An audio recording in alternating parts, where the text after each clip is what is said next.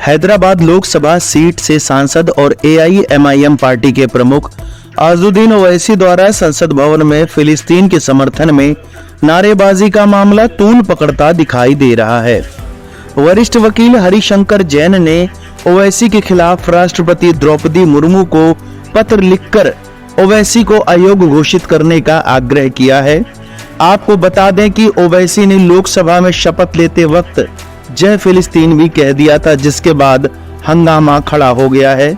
आइए जानते हैं कि राष्ट्रपति को भेजे गए पत्र में क्या कुछ कहा गया है। वकील हरिशंकर जैन ने 25 जून को लोकसभा सदस्य के रूप में शपथ लेने वाले हैदराबाद के सांसद अज़दुद्दीन ओवैसी को अयोग्य घोषित करने की मांग की है। उन्होंने इस मामले में राष्ट्रपति द्रौपदी मुर्मू से भारत के संविधान के अनुच्छेद 102 और 103 के तहत शिकायत की है। आइए जानते हैं इस शिकायत की प्रमुख बातें। अज़दुद्दीन ओवैसी ने शपथ लेने के तुरंत बाद मंच से जय फिलिस्तीन का नारा लगाया। पत्र में कहा गया है कि फिलिस्तीन एक विदेशी राज्य है और भारत का कोई भी नागरिक उस राज्य के प्रति निष्ठा का पालन नहीं कर सकता।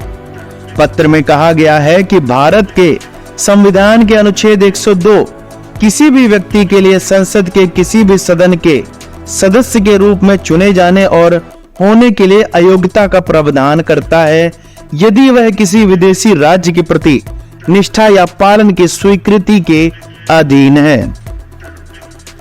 शिकायत के अनुसार अज़दुद्दीन ओवैसी ने शपथ लेने के तुरंत बाद यह दिखाने के लिए नारा लगाया कि वह उस राज्य के प्रति निष्ठा रखते हैं। ये बेहद गंभीर मामला है और राष्ट्रीय सुरक्षा के लिए खतरा है।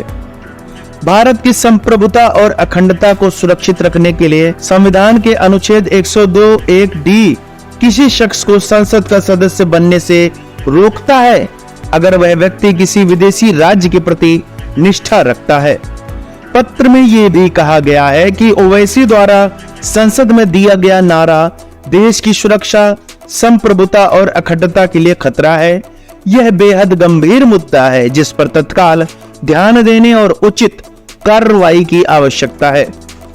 राष्ट्रपति को लिखे गए पत्र में यह मांग की गई है कि अज़दुद्दीन ओवैसी को एक विदेशी राज्य के प्रति निष्ठा रखने और जय फिलिस्तीन का नारा लगाने के लिए भारत के संविधान के अनुच्छेद 102(1)(d) के तहत अयोग्य घोषित किया जाए।